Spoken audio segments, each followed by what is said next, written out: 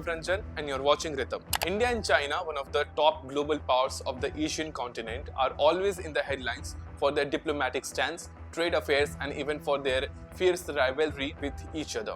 And this time, they are in the headlines not for a rivalry concern, but for a positively affirmed outcome. That is a decision of having good diplomatic ties with each other, which has gained global attention. From the past few days, both New Delhi and Beijing have been involved in multiple rounds of talks to diffuse tensions. Disengagement processes in the areas like Pangong Tso and the Gogra-Hot Springs region have been slow but steady.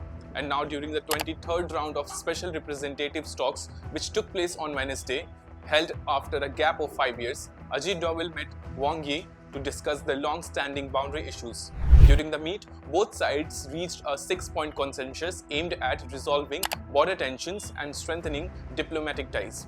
This meeting carries immense significance as it comes after years of strained relations following the Galwan incident. If you remember, the 2020 Galwan Valley clash marked a turning point with the ultimate loss of 20 Indian soldiers and an undisclosed number of Chinese troops in violent skirmishes. It was the bloodiest clash in decades, putting bilateral relations under immense strain.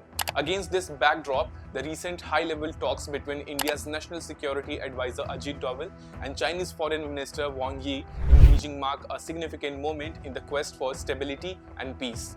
The key agreements from the meeting include maintaining peace and tranquility along the border, resuming cross-border tourism, enhancing cooperation on trans-border rivers, and reviving the Nathula border trade and the Kailash Mansarovar Yatra. These points not only aim to ease tensions along the LAC, but also pave the way for greater bilateral engagement. Both sides positively evaluated their disengagement efforts in eastern Ladakh and agreed to ensure continued implementation of these measures. Doval and Wang Yi also reiterated their commitment to resolving the boundary issue in accordance with the political guidelines agreed upon in 2005. This includes seeking a fair, reasonable and mutually acceptable solution to the border dispute.